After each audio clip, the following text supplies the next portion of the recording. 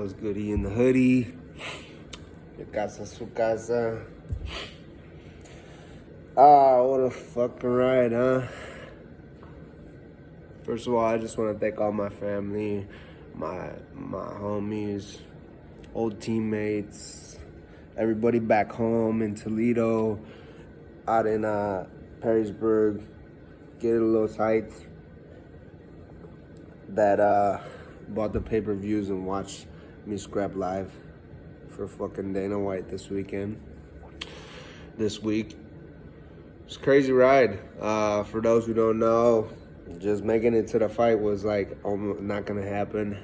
I don't know how it happened. It happened though, and we made it. It was wild. We get to left Fighter House at like 3 a.m. To go to our flights, to catch our flights. They were delayed a little bit. Ended up getting flights, so fly out, make it to NYC, and we were there. And all the flights from there to Boston are chopped. Everything in Boston was chopped. 100% no flights until like 11 p.m. I mean, that's too late because now I can't weigh in and I can't make weigh-ins.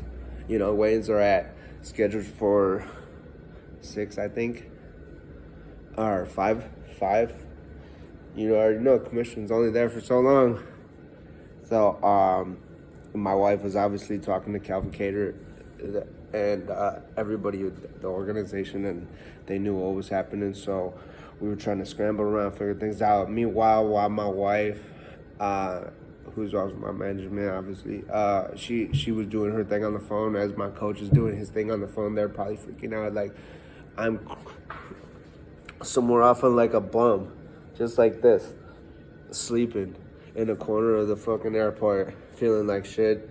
Obviously, I'm cut weight. I was trying to get in so I can do this little workout and eat some food and drink some agua, and you know what I mean. Like I said, cut that little, probably maybe a pound or something. You know what I mean. Depending on the flight, sometimes flight takes on and whatever, you know. So, long story short, my team found us no rental cars. No rental cars, no flights. What are we gonna do? We're running U-Haul.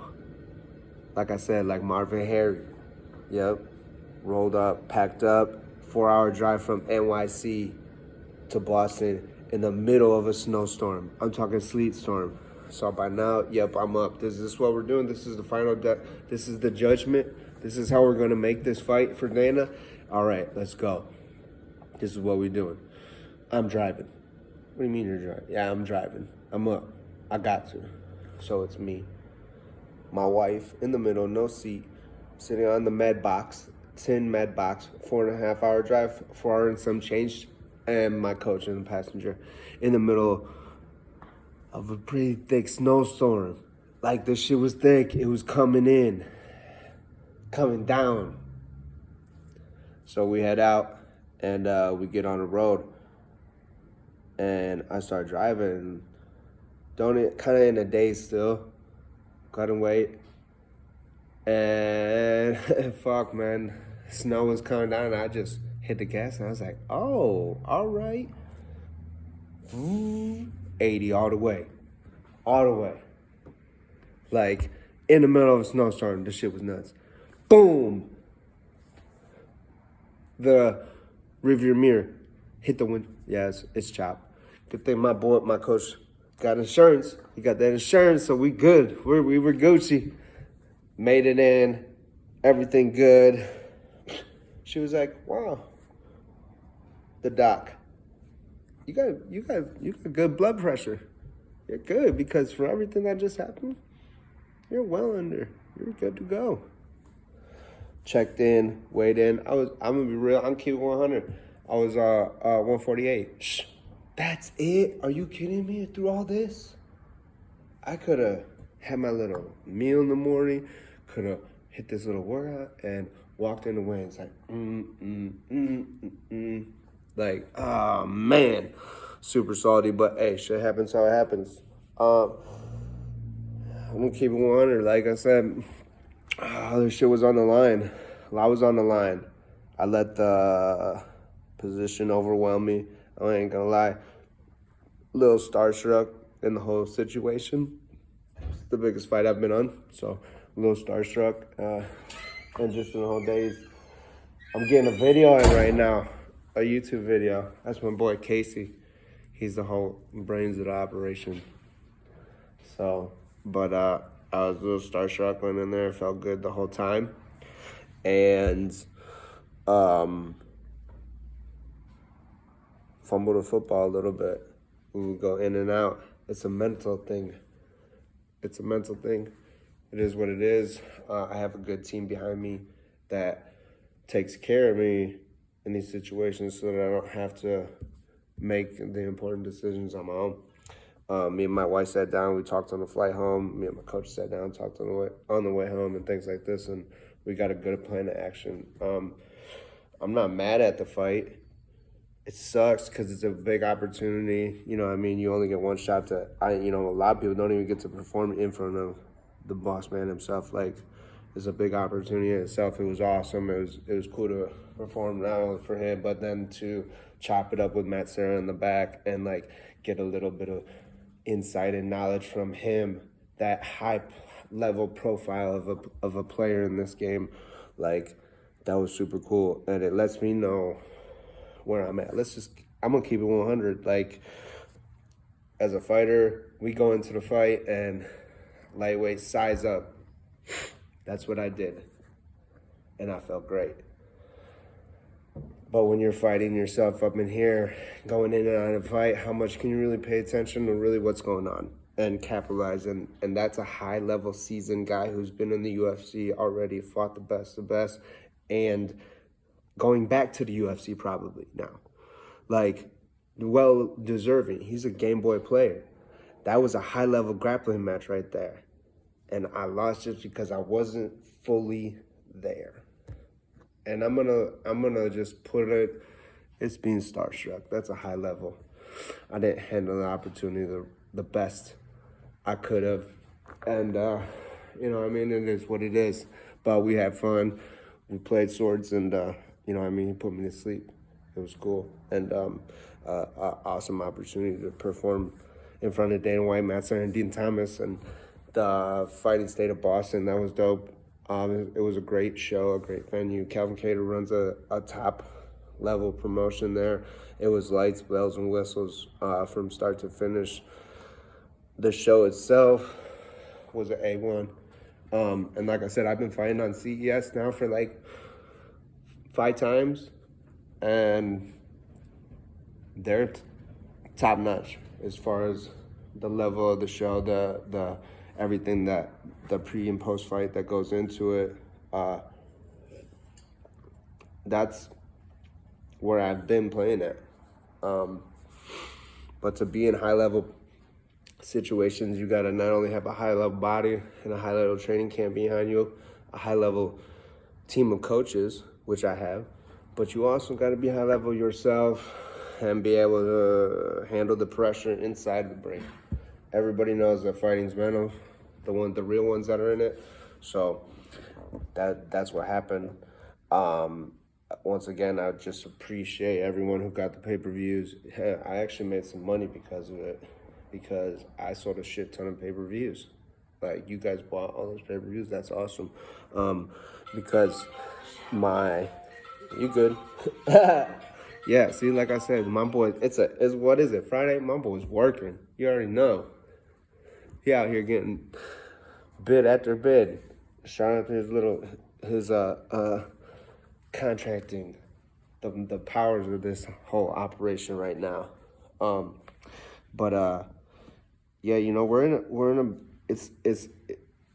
was a bad look for me. It's a bad taste, but it's always a good look for anyone, for real. Like, just to fight that guy, that high-level guy in the high-level show in a high-level situation was fucking awesome. And I really appreciate the whole opportunity, the fight in itself. You best believe, like, I'm going to try to show up every time. On point and 100 myself. But I'm human. Shit happens. And let's just put it all the way 100. I'm in the hardest sport there is. but you do have to capitalize and win in those high level situations. And I am healthy. I put a lot on my age because I just turned 36, so it's like I don't want to be wasting my time. But I'm also fighting high level dudes and beating the rest. I just knocked off 2 weeks before this the number one ranked featherweight in Ohio, which makes me the number two, which makes me the number 2 ranked featherweight in Ohio. Like, it is what it is. My record does not speak for itself. It's just because I'm the guy who takes the fights that real fighters don't want to take those fights. They're smart because they get it. Well, that ain't me. That ain't me. That'll never be me. And it is what it is. I take high risks because I love this life and it gave me a new life. I'm no longer that thug Mexican gangster like we doing this shit. No. That shit's been gone. When I moved is when I changed my entire life. And that's awesome. And it's because of this sport and I've given my life to it. I'm a faithful person. I'm very in tune with my spiritual side. He's given me a whole new life to live. And it's been a long journey. And what I realized from this fight is I can't go nowhere. Nothing's over. It's just really begun. I've actually for the real ones who know, like I've entered the stage. It's not one fight. It's a stage. It's the last level of my career. Oh, I get it now.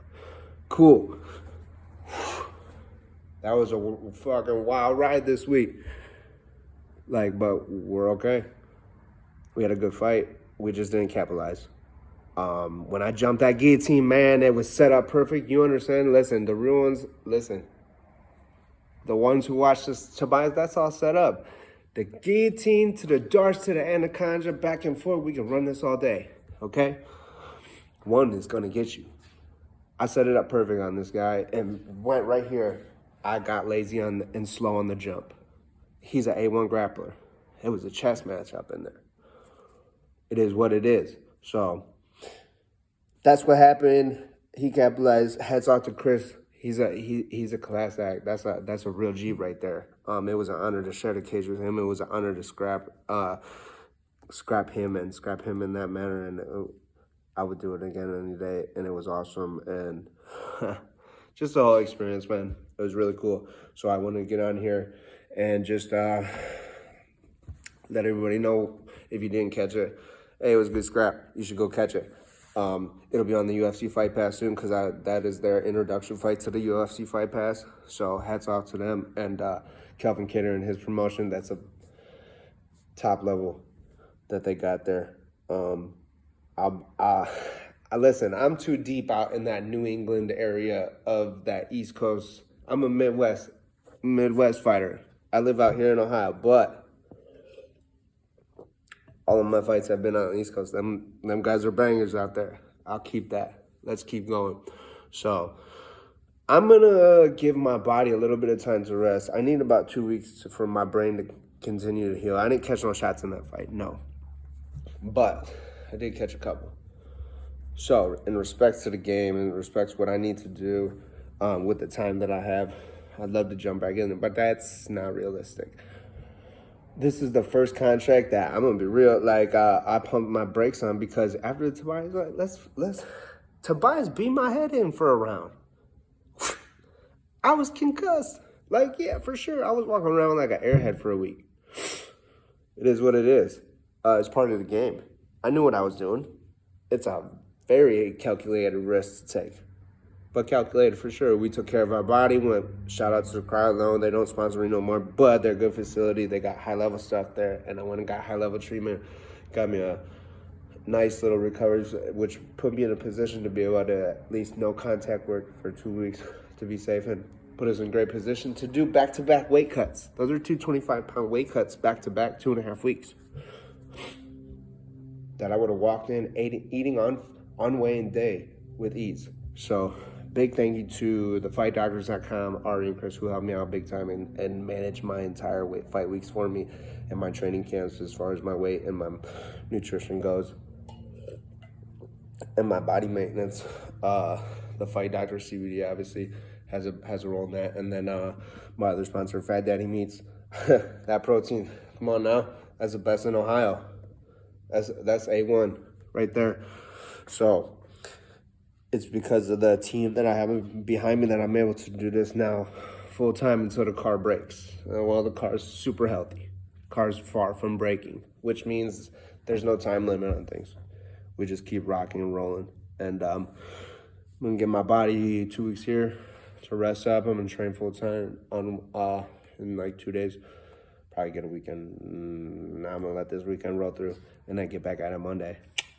That's what it is. So we got some things in store. Big shout out to Isn't My Normal coach.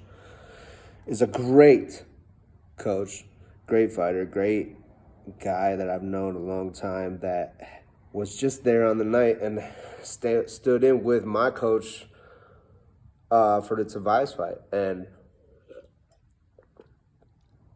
I'll keep it 100. He gave me that ticket, the key to victory.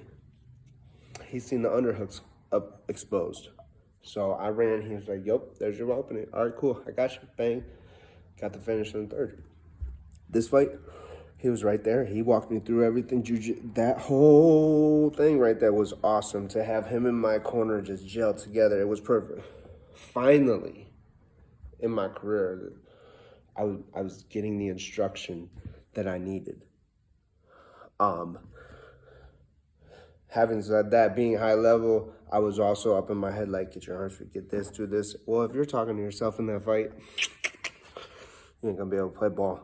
Not against a high level player like that. So I'm back to the drawing board, making a couple adjustments.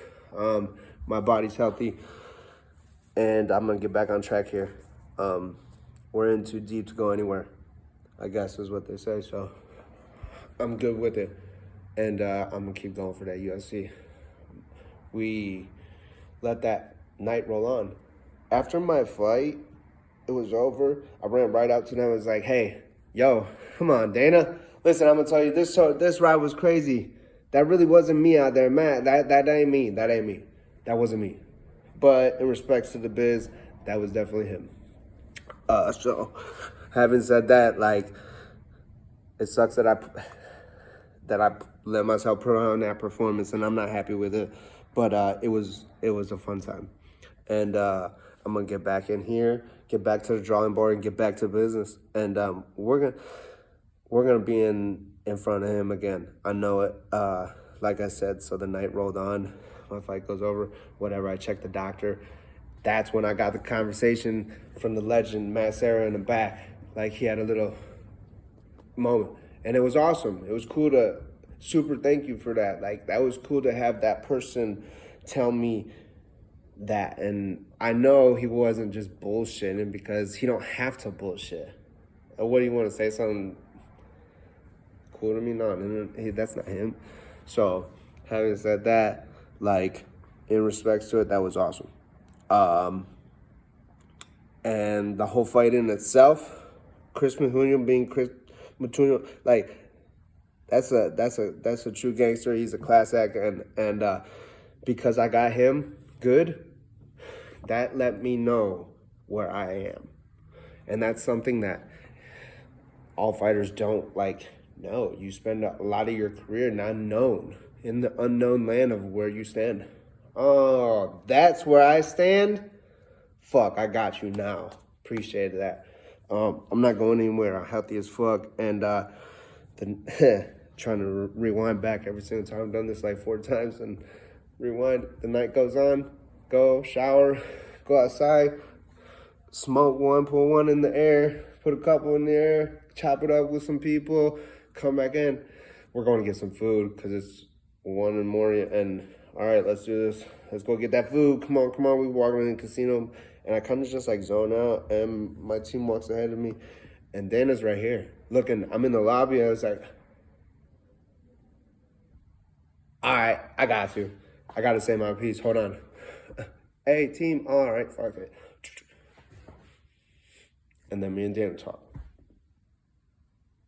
To have that as a separate moment when I'm not even thinking about it and that just happened, these things don't get put into play if you're not supposed to be here and you're not supposed to be doing this.